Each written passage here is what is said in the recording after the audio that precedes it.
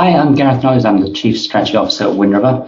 I'll be talking to you about fluid computing today, and I'm going to explain to you what that is. But first of all, let me welcome you. If you're a soccer fan, what a great time it is to be, especially Japanese or Senegalese today. Not so good if you're from Colombia or Poland. But let me just turn to something that I'm passionate about, and I'd like to share our insights on today, and that's about fluid computing. I'm going to explain exactly what that is, but really the motivation for fluid computing is the change in architecture and computing and software technologies that have been required by new approaches of deploying applications and infrastructure in IoT systems. So let me just frame the context of what I want to talk about, because there are really two types of Internet of Things. We talk a lot about smart cities, smart homes, things like that, which I think of as more consumer-like in the infrastructure. And broadly speaking, the infrastructure, both at the computing level, the connectivity, and the application level, is broadly sufficient today. So I think we can effectively deploy IoT applications in the consumer domain. Think of your Nest thermostat at home, smart lighting, things like that. In contrast to that, when we think about industrial systems, there's a very different type of underlying infrastructure that is required to operate your business. Think of much more complex systems that have high availability and quality service demands. So I want to compare and contrast what we have with consumer and the good enough infrastructure we have today versus the type of infrastructure we need to build out to enable industrial applications.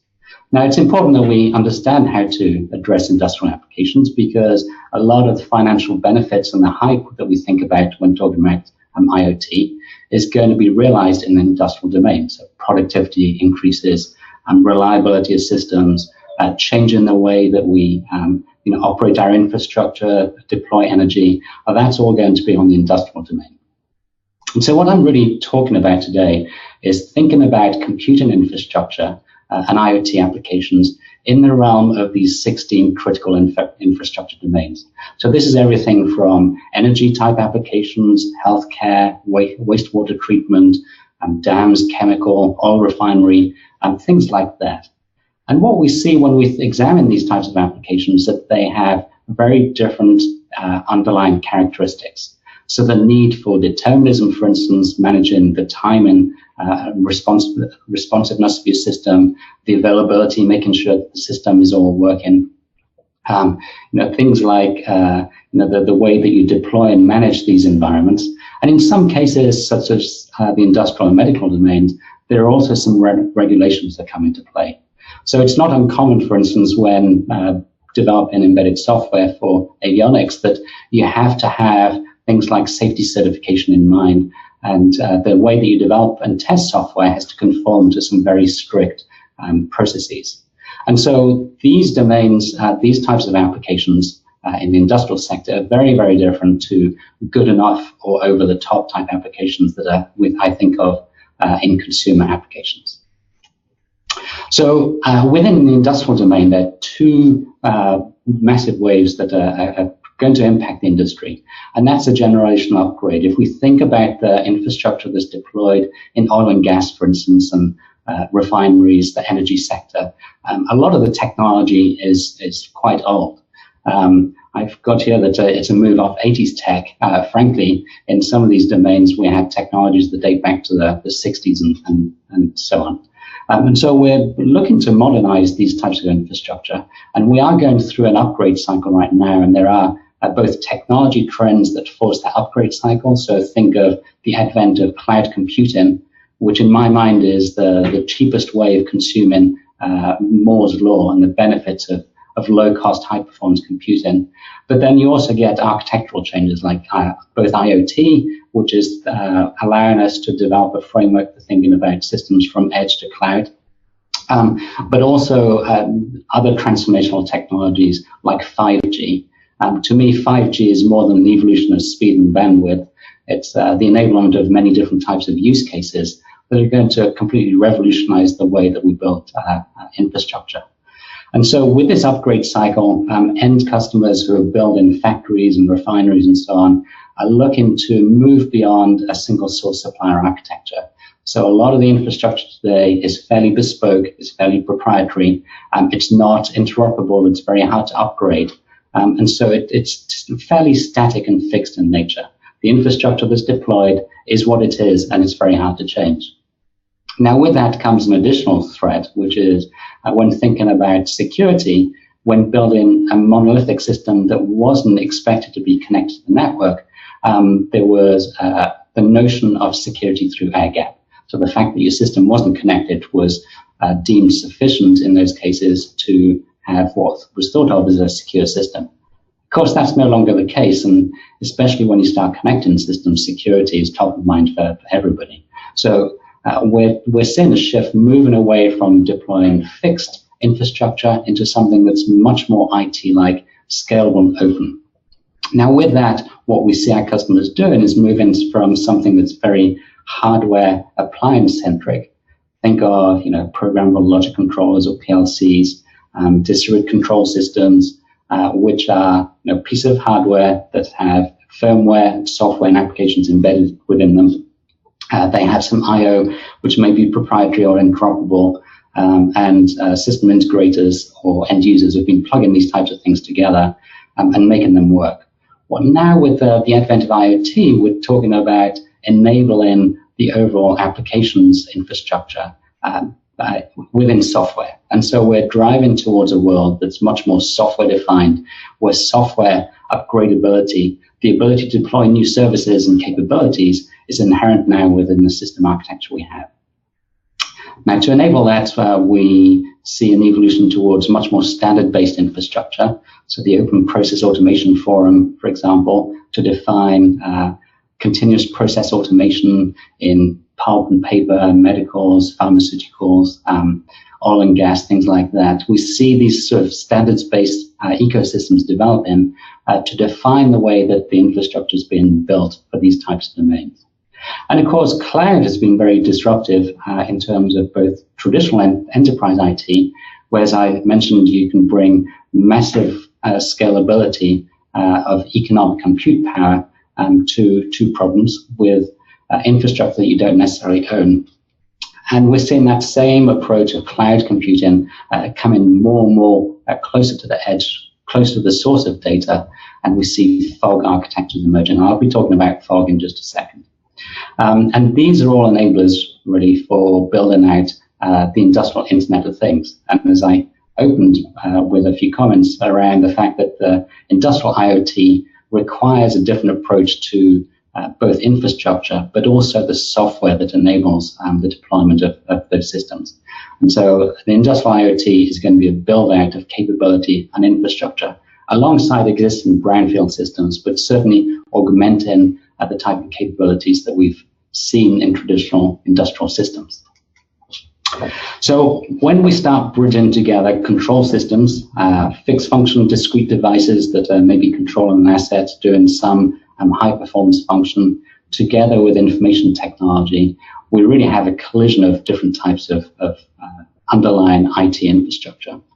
So whereas on the IT side, we see much higher level of abstraction, software and hardware being completely decoupled, we have a mindset of scalability and manageability, and very heavy emphasis on network and communications infrastructure being embedded within the system.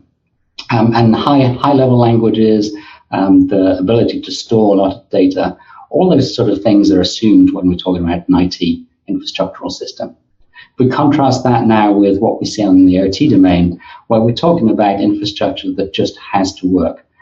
They're often systems that are safety certified, they're operating live machinery, so they have determinism characteristics, timing characteristics, safety characteristics that are very unique and different, and fairly unique to the operational technology domain. And so we compare and contrast the OT domain and the IT domain, and bridging them, we see the manageability and software lifecycle aspects. So managing these assets on the OT domain from within cloud, enabling security of the OT infrastructure from the IT infrastructure, and now with artificial intelligence requiring us to merge the need of analytics and infrastructure applications need to span both the data that's being developed in the OT domain and the data that is now maybe stored and managed and processed in the IT domain. So we see very different types of capabilities that are required, and we're going to have these coexist very nicely and have an architecture that allows us to converge applications migrating from one side to the other. And when I get to explain the details of fluid computing, you'll see that that is really the notion of what we're talking about, the ability to write an application that can seamlessly run across all this infrastructure that I have presented on my screen here. So let me take a step back and think about what's happening in the computing world generally. And broadly speaking, we see decades-long shifts of architectures, like a pendulum swing, where in the early days of computing, we started off with a mainframe architecture, something that was very, very centralized. Your compute infrastructure, your storage, and everything else was developed on a single piece of equipment that was ultimately shared between many users. Virtualization actually was developed back in the 60s for exactly that reason, the notion of concurrency and multi-tenancy. And with the advent of cheaper and cheaper computing and the form factor of the PC taking hold, we saw a move then towards a distributed client-server architecture with thin clients and terminals, PCs being the center of the workflow, the ability to share data across that infrastructure. And so we went from the mainframe centralized era to distributed, and really we swung back to a more centralized compute architecture. Even though mobility has given us a lot of processing power in our pocket, the real value in my mind of mobile is the connectivity to the back-end services, the ability to deploy infrastructure that is infinitely scalable. And so mobility has really been enabled by the centralized cloud architecture on the back end. And so I think today we're in an era that is very, very cloud-centric and indeed centralized. And what we're talking about, the prevailing wisdom is that we're going back to a distributed architecture. We have a slightly different point of view. I think, especially with the industrial Internet of Things in mind, we now see the need to support a continuum of computing infrastructure, right from cloud centralized to on-premise cloud scalable fog-like infrastructure, fixed function devices performing automated or autonomous tasks are obviously going to be increasingly important. And then within those domains, we often have a notion of a safety domain as well. And what we envisage at Wind River is being able to build applications where the notion of where an application runs is really a deployment type choice. So fluid computing is really the ability to write applications that can run anywhere across that continuum, either statically configured so that you can move from cloud to device as a one-time activity, or dynamically. So at runtime, we may choose to have tasks operate at the device level. And if we need more compute capacity and more storage, we may want to migrate that workload, if possible, to some sort of high-level architecture like a fog node or even back up into the cloud. And so when we think about these generational technology trends, I think we're now in the domain where we have to really cater for everything. So there's no one-size-fits-all, and we really need to develop architectures that can scale across this domain. So if we click into the types of computing resources that are encapsulated in these different buckets of technologies, we'll see that the safety systems tend to be fairly static. They tend to be built for redundancy. In the industrial control domain, triple redundancy is often the norm. The systems are static. Once they're configured, it's often unlikely that the code is changed. In fact, the approaches to safety certification from a software domain today generally dictates that software isn't changed, that we know exactly what code is running, how the system is performing, and we've tested to some sort of standard and criteria. So the system is fairly closed, often regulated, and the time and requirements for these types of systems are very high. And so when we're controlling the spinning motor, some sort of robotics control system, timing is critical because interacting with the real world means that we have to manage time very, very accurately. If we move on up to a sort of higher class of devices, we're moving beyond just sensor control type systems right now, sensor and actuation, into devices that have a much heavier compute load, that are maybe performing workflows. But we still have discrete computing resources at this point. Often devices that are fielded today are purpose-built and very highly specialized. They're optimized to do automated tasks very, very well. They may be optimized for performance, but equally they may be optimized for price. And so you'll see that when we talk about programming in the embedded domain, the notion of system optimization from a footprint perspective, or maybe a performance perspective, or responsiveness is very critical in these types of devices. And, you know, with the advent of real-time operating systems, your control time is actually fairly high at the device level. And so you can do process control in a computing platform. And so between the safety and device domains, these are the traditional types of devices where we see embedded computing.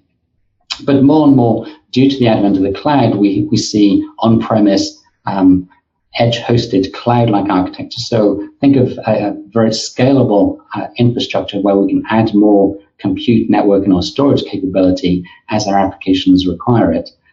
Or similarly, we can add more applications if we decide that we want to evolve our workload.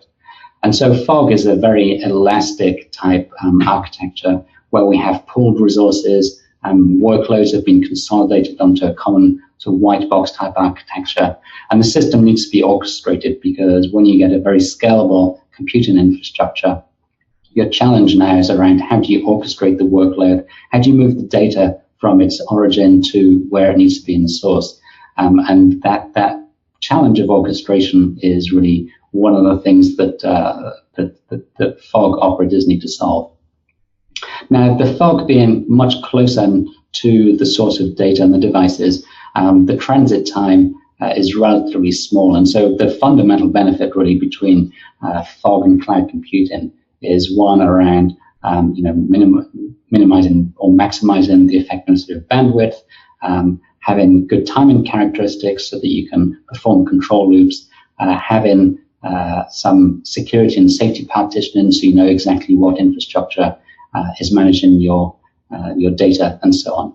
So we're very familiar with cloud, and really cloud is the ultimate in utility computing. The only challenge with cloud is the transit times, the round trip timing to send data to the cloud and back is often too large to really be effective in some sort of control type application. And so we're no doubt going to see cloud infrastructure be very, very popular across all sorts of IoT use cases. But where you have telemetry and things that aren't time insensitive, cloud is a great option if you can afford the bandwidth. If not, we see that cloud topology migrating to on-premise, and the safety, device, and fog type architectures are the sort of computing domains that we have to deal with in a traditional industrial IoT type system. So let me just compare and contrast what we do with critical systems today, some of the other key challenges around affordability. I mentioned that a lot of critical systems are built out of monolithic fixed function devices, which means that they're very static and brittle in nature. It's very high cost and difficult to maintain and update them. So if you're going through an oil refinery or an energy plant, you literally have to do updates manually by moving wires. Screwdrivers and maybe oily fingernails are going to be involved. But that makes these systems very unaffordable, both from an upgrade perspective, but also a maintenance perspective. And that leads to in-field obsolescence. Customers in the aerospace and defense sector, for example, have huge problems with very, very complex and high-performing infrastructure that's been in the field for a while, suffers from technology degradation and leading to obsolescence. And that's a major problem for every infrastructure provider, is how to keep pace with the evolving technology. That's both in the rapidly changing hardware domain, where we have Moore's law driving performance and affordability, but also in underlying software architectures, which are getting more and more sophisticated to the point where we can deploy very advanced infrastructure like machine learning and AI. And so in these critical infrastructure systems, due to that more static custom nature, interoperability is a problem. because these systems are much older and often based on older technology, we have a shortage of skills. And so, it's not very common today to have a college graduate come out of college with skills in Ada and COBOL and things like that. But these systems, are still out there and running. So that staff skills shortage is a real problem today, and another compelling factor for modernizing the infrastructure. Now, furthermore, with critical systems, they've often been built around control functions, so control and actuating a physical device. But all the data that we may want to access from a machine learning or AI perspective may actually be processed and thrown away at the controller itself. And so that data is fairly captive and locked in the infrastructure that we have today. And what we want to do to have much more flexible and optimized systems is expose some of that data so we can take advantage of things like machine learning and create much more robust and sort of current and optimized systems.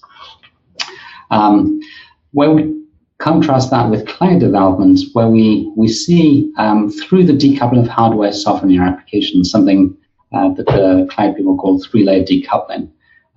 We now have an ability to create software that's much more scalable and agile. So we no longer have to worry as developers about scalability of the underlying infrastructure. The big cloud service providers do that for us. In contrast, we focus on the applications and really developing new features on a very agile basis. And in fact, it's not just the development, but the deployment of applications which are now much more agile and frequently updated. So DevOps and continuous integration, continuous deployment are side benefits of the development style that we've created in cloud environments. And of course, the underlying economic model is one of the pay per use. So having the ability to scale based on your business needs is very important. Now, the challenge for us is how can we bring the benefits that we've seen realized in cloud computing into critical infrastructure systems? And that's exactly what we're going to address with fluid computing. So let me just take a moment to pause and just highlight some of the differences. I'm sure some of you are embedded developers and know this all too well, but if you're a cloud or web type developer, you're very used to developing on a PC-like platform. Either a PC itself or within a browser to a server or in the cloud. In embedded systems, you really have a physical piece of hardware. You have some sort of PCB, some custom design very often. That's a non-standard piece of hardware. That's what you're working with. In IT, you don't really generally care about the underlying silicon architecture. It's predominantly IA in the IT and enterprise world today. In contrast to that, in the embedded domain, especially in edge systems, we see a lot of ARM-type processors. We see PowerPC, MIPS, and a plethora of other architectures are still very commonly used in embedded domains. And so we have to be used from an architecture perspective to support heterogeneous systems. From an application perspective, the IT developers have really evolved to a much higher level of abstraction. And when I think about virtualization being one approach with things like KVM, we're now evolving to a much higher level of abstraction with containerization. And ultimately, where IT is going is to complete serverless computing, and that's really enabled by taking a much higher view of abstraction. Contrast to that, embedded is much more functional in nature. It tends to start around enabling hardware features. And so we find that embedded developers tend to be very hardware savvy. They understand the underlying hardware architectures. They understand how to read processor manuals, how interrupts works and things like that. So it's a different feel. In terms of the application characteristics, we see the performance and footprint are probably the type of things that an embedded developer thinks about as opposed to the number of lines of code. And we see then, because of these requirements, the way that applications are developed is very different. In IT systems, high-level languages and very sophisticated frameworks, Python, Node.js, and so on, are used, whereas in embedded, we still see C, C++ as being very dominant languages. And the infrastructure required is no longer just your PC and Developer Studio, but it's a cross-development environment where you're developing on the PC, deploying to a target and doing the round loop debug. So these domains are very, very different from a software perspective. So let me, as I'm advocating that the IT domain has inherent benefits in the way that cloud applications are being developed, let's just take a look at the journey that IT has gone through. So historically, each of our companies would have an IT department that ran its own data center. We had physical servers with monolithic apps on them. Quite often we'd have one application per server. They were developed in a waterfall process. And then virtualization came along, and virtualization allows us to do a few things. One, it's allowed us to consolidate multiple applications and workloads on a single piece of infrastructure. And so we're able to drive utilization efficiency out of it. But we're also able to now, through that level of abstraction, create a much more agile development process. And so we're able to move from a traditional monolithic waterfall development approach to something much more agile, and now supporting an infrastructure that could be, a combination of on-prem hosted with public cloud. And indeed, that's where we're moving towards now with the evolution of containerization, which is a further level of abstraction and decoupling of your application.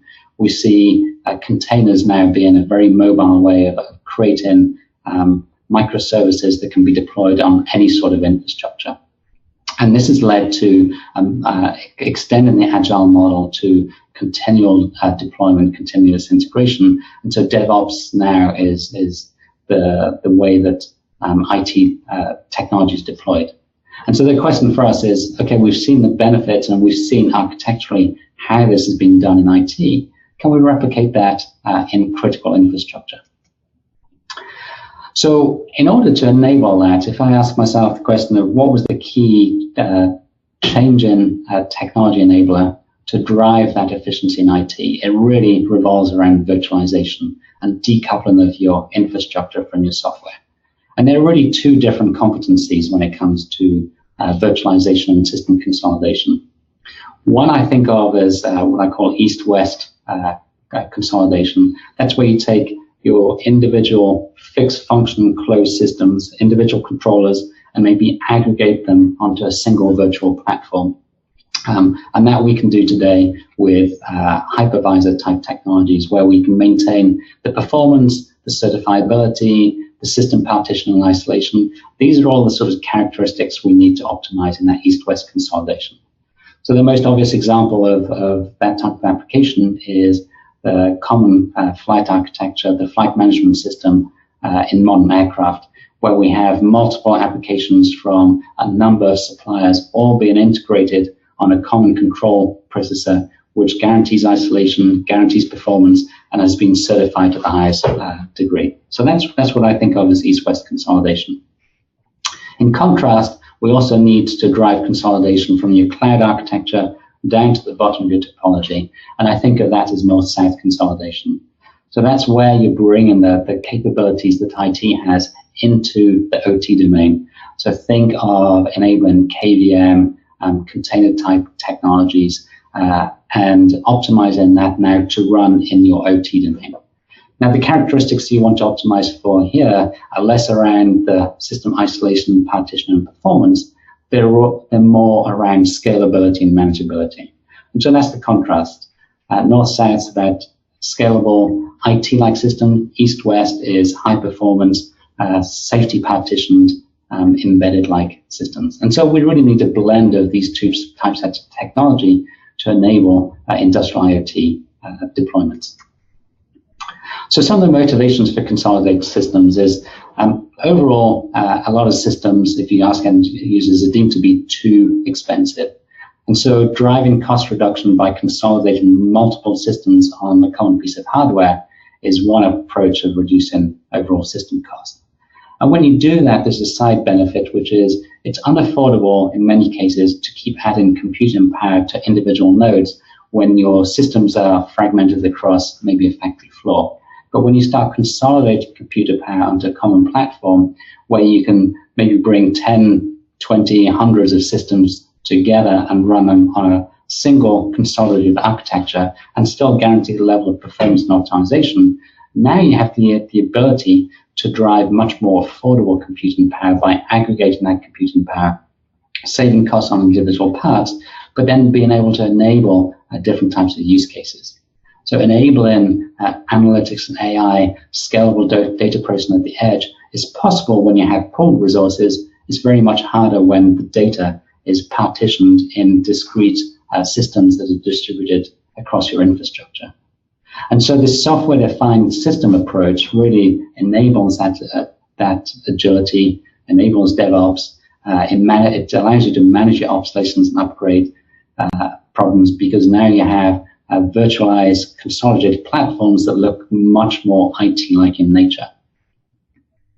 So I'm going to split the next two sections in the following order. One, I'm going to talk about that device workload consolidation that I was referring to as East-West, and then I'll follow on with what we do for the North-South, so that you can understand how we can write applications that can span seamlessly across this whole continuum. So in embedded devices, if we want to start consolidating systems, then we realize that we have very divergent software attributes. Ultimately, we need to be prepared to support heterogeneous systems.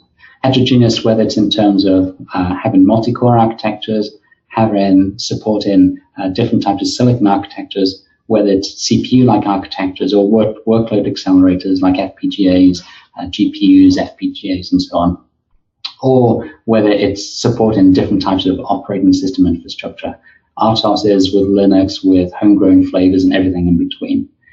And so we really need to combine a host of characteristics which are often at odds with one another. So the notion of managing the timing aspects of your system, for instance, is going to be very specific to the type of application you're going to run. So in some cases, best effort is sufficient, and running a Linux-type application will do you fine, whereas in other cases, you may want guaranteed response times and a hard real-time system. Similarly, mixing different levels of integrity when it comes to safety certification, so that you have a very important critical system that's going to be guaranteed to operate at the highest demands of the system, and on this exactly the same underlying platform, being able to run something that is a best effort monitoring task or something that's good enough. So that the ability to run these very different types of workloads is inherent in the notion of trying to consolidate systems at the edge. So the way that we think about doing this is thinking about the attributes that you're trying to manage as little islands of resiliency. And so if I think about, generally, if I'm going to start development, doing some prototyping with a Linux-type environment, and then adding capability over time through these islands of determinism or safety, security, functional safety, and so on, is one way of tackling the problem. And let me explain in a second what I mean by this. The other aspect is from a system perspective. Even if you want to partition your system such you have a domain that has given you some real-time characteristics, you still want that to function with the rest of the system. So it's very important that we create bridges between these little islands of functionality, so that we can have a system that can meet the overall needs from a security or safety perspective, but all the pieces are able to communicate and interoperate together. So let me talk about what I'm proposing with the real-time island.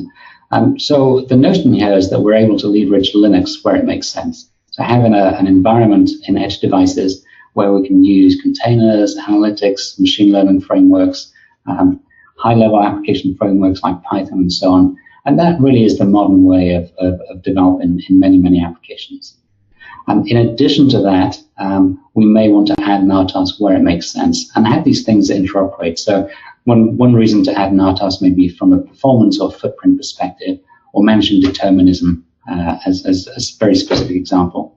So when we have combinations of Linux and RTOS-like systems, we can drive development velocity, leverage the ecosystem for all the benefits we get from Linux, and drive more application portability, because now we can enable things like containers and other frameworks on systems that were traditionally more embedded. And ultimately, that drives affordability. So one approach to doing this, and there are several approaches, is to really embed your RTOS really as a workload. Think of it as a workload as acceleration from a Linux perspective. So if you're a Linux developer and you want to fire off an RTOS, you could do that within the constraints of a KVM. And actually, whereas that would still be scheduled ultimately by Linux and KVM and wouldn't give you true hard real time. There are approaches in modern processors to provide resource mapping and high level performance so that we actually do give you real time performance natively in the RTOS on a multi-core system if you have the underlying hardware that's supported. So enabling VT technology, for instance, would allow you to do something like that, where you could assign one or several cores to an RTOS, have that interoperate very seamlessly under Linux and KVM, and in fact have your Linux and real-time applications coordinate and collaborate, not only with data, but with system services. So in this type of environment, having the RTOS leverage infrastructure that is available in Linux, whether it's your Wi-Fi, your graphics capability, OpenCV, or whatever framework you want to use, you could leverage that from your RTOS environment. Conversely, in this type of application, your Linux application could also drive some workloads that are going to be run in the real-time domain and will have some guarantees of performance determinism and isolation. And so we're talking about having the best of both worlds in a mixed type of environment. When you think about safety, systems tend to be much more demanding and complex. And so approaches to functional safety really require system partitioning and a system architecture where functions that have to work have been architected in a way that can be demonstrated to adhere to certain risk profiles. And so if we have a notion of enabling Linux more broadly and having islands of functional safety where, again, we can conform to those regulation environments, we have now an overall system that can be partitioned between must-work, guaranteed performance enclaves or islands, and then a general-purpose compute environment for the non-critical environments. And so this is another approach where we see the combinations of an RTOS and Linux being an approach to enabling this type of computing, again, driving velocity, portability, and reuse of your safety software, and ultimately affordability. Now, with a safety approach, you probably want to do something different. You certainly could do something like add a type 1 hypervisor where the scheduling now is done with some close affinity to the hardware, where the scheduling is now much more deterministic, where Linux is really a guest OS within your hypervisor. But from an application perspective, this looks very much like the environment I showed you earlier on, where we had a real-time island that provided the capability to drive performance optimization in your system. But now we've added the capability of safety partition and isolation. And so this is an approach now to being able to design a system where you can innovate very rapidly, run containers, run high-level workloads and complex frameworks, but also get the benefits of determinism and functional safety. Let me switch now to a different type of technology domain, the north-south virtualization with fog workload consolidations. Now, with fog, we have something that looks and feels much more like cloud architecture. So we're talking about standard servers here that would be deployed probably on-premise. Wind River has developed a platform based on open source called Titanium Control, where we've taken open source software, KVM and Linux and so on. We've optimized timing, and I'll get to why in a second, but we've really driven a lot of the timing characteristics out of the system such that we have very good low latency, high performance virtualization technology. We've augmented that with an advanced virtual switch. When you virtualize your applications, you now have to think about moving your application to the data or your data to the application, which is fundamentally a switching problem. So you need a very high performance data processing engine that allows you to move data around. So we've built a very high performing virtual switch which takes advantage of DPTK libraries for packet rate processing. And on top of that, we've added fault management and VM management through OpenStack, both standard OpenStack and extensions to that we've been working with the community on. And this has given us things like heartbeating, failover management. It allows us to upgrade software while it's working. So we can take a Titanium Control box, upgrade not only the applications while the system's running, but we can upgrade the underlying infrastructure the underlying operating system, and everything else while the system is running, which is the sort of thing you're going to need to do when deploying critical infrastructure for many years to come. Now, with in addition to the computing and some of the networking elements, we've also added high-performance redundant storage with a cluster of storage, so you can literally just plug in more hard drives or remove them as and when needed. And as a backbone to this, we have some very high-performance industrial-grade networking. We're working with emergent standards like TSN that are going to give us much more deterministic networking, and these are the sort of advantages that we'll be driving into this platform. So think of this platform in red as being something that runs on a standard Intel server that now allows you to drop your applications, your VMs, your RTOSes, or whatever else you have as a legacy system can now be run and on your infrastructure and can be scaled out massively. So in terms of scalability, this architecture allows you to go from a single node where clearly you wouldn't have redundancy to a two-node protected pair, which does give you full redundancy of your system. So for system failover and backup and redundancy, you could have a true high availability configuration that's been developed for 6 nines performance. And so we can go from this very small single node, dual node, to a massive data center scale, looking to hundreds of servers distributed maybe geographically, so you can have geo failover. So we're talking about computing infrastructure that's been optimized for industrial control type applications, but now has scalability in a cloud-like manner. Let me just pause a second and talk about latency and jitter, because that, as a software programmer, that's not something that you typically care about. A lot of applications are written to run to completion or best performance, and your average performance with modern processors is very, very good. But what we see when we use things like Linux is that your tail, your worst case performance, is actually very non-deterministic, and we see these spikes of latency that occur in a system like that. And that's what I'm showing in red here. That's a non-optimized, sort of off-the-shelf, if you like, open source virtualization technology. And what we've done is we've wrung out all the time and attributes in the KVM, in the kernel, and in other components of the system, so that we get not only a much better average latency response at the order of 2 to 3 microseconds, but the worst case is also in a very, very finite band.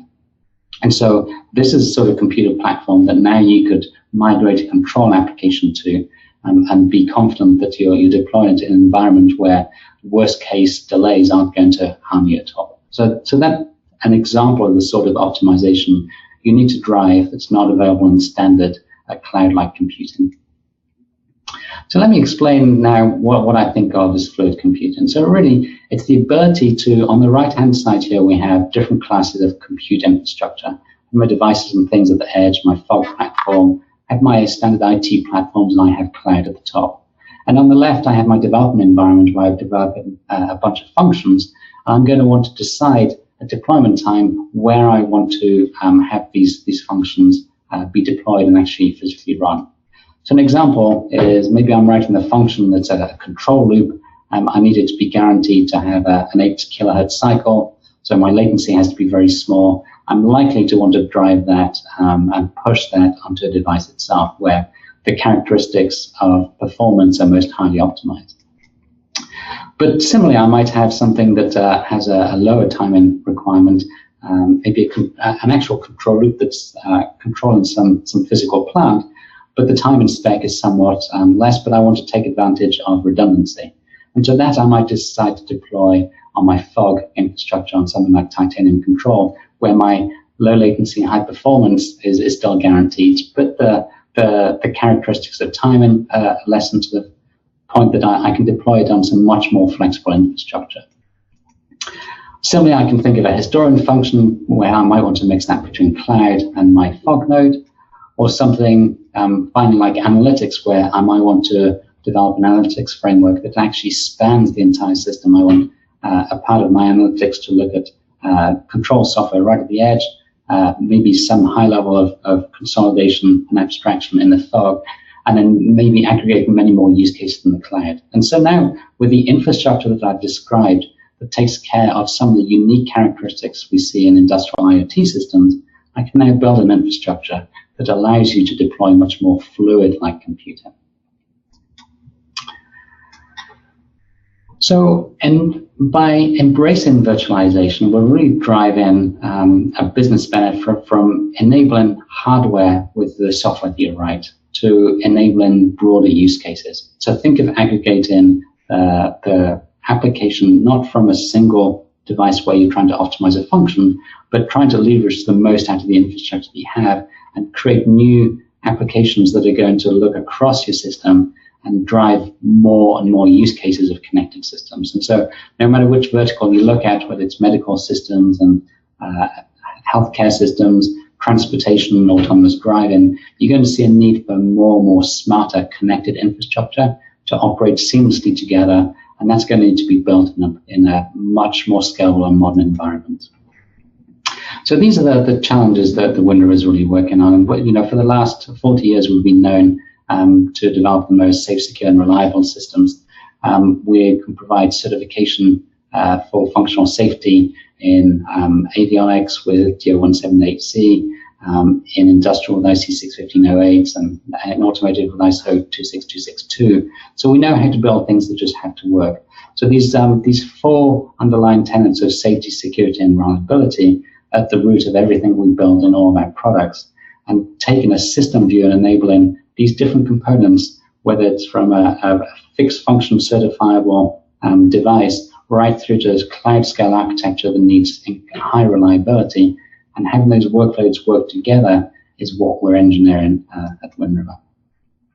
So I'll just leave you with just a broad overview of the types of technologies and products that we're building, focused around our competencies that we developed in safety, certification, security, and so on. And so we have a range of runtime technologies, whether it's an RTOS through to Linux or something that's more scalable, like Titanium Control. We bring those together through different approaches to virtualization that allows us to move workloads between these different types of systems and have a broad ecosystem and set of tools to allow you to do that. So in closing, what I've been talking about today is really the need to drive a different approach to industrial Internet of Things computing resources, so we can enable different classes of computing technologies to work together in a much more coherent and seamless manner. So in doing this, what we see is an increasing need for more edge computing, which historically has been more bespoke and custom in nature, but we're trying to drive much more scalable IT-like thinking to that infrastructure. And in order to do that, we need to add some unique characteristics and capabilities that already exist in control and embedded applications today. So, the functional safety, determinism, high availability, things like that have to be added to your IT computing resources to make them viable in this type of environment. And the way that we do that is the notion of decoupling your underlying hardware from the middleware and runtime environment and from your application. And once you've done that, then you can bring IT scalability and IT performance to your overall system, therefore reducing costs and increasing innovation and reuse. So with that, I want to thank you for your time, and we'll move now to taking some questions.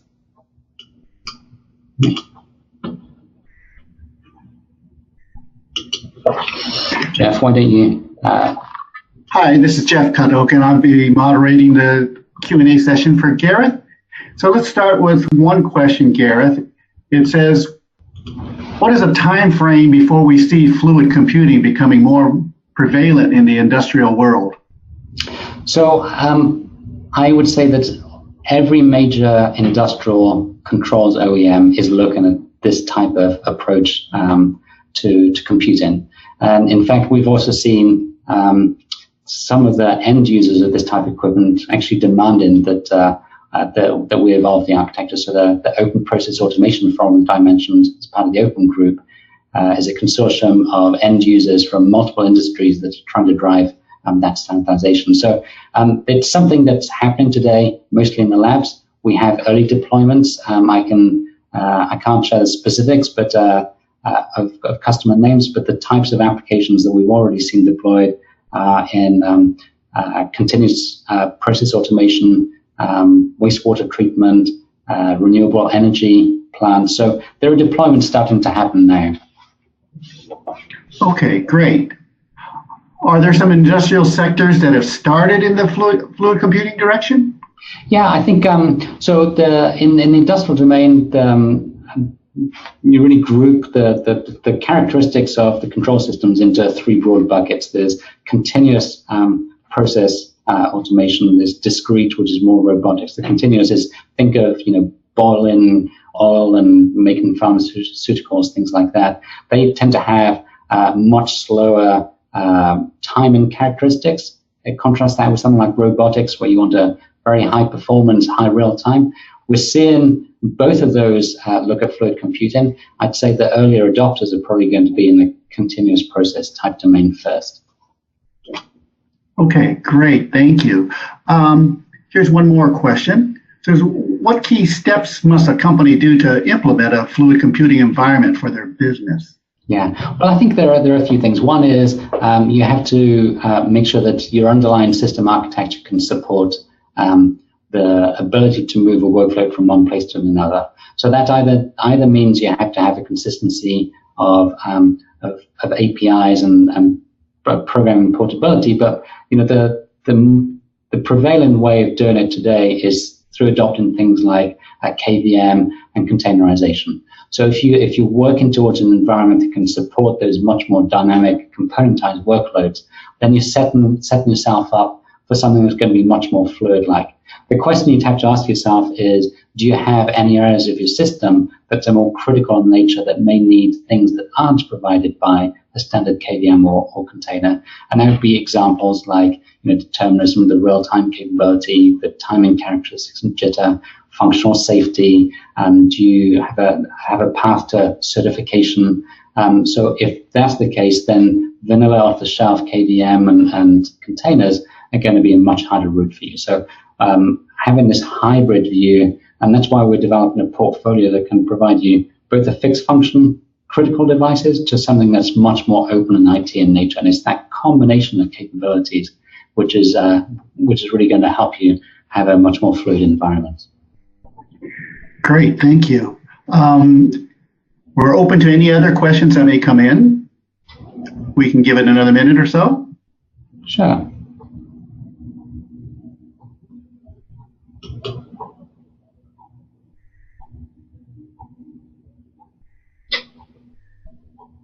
Okay, it looks like I don't see any more, so I'll turn it back to you. Well, if that's the case, I certainly appreciate your time and attention today. It's been a pleasure presenting to you. And if you have any questions, feel free to reach out either to me or to Wind River. We'd be happy to talk to you more about this. It's an area we're extremely passionate about. We're very excited and engage in a big developer community to make this real. So I thank you for your time.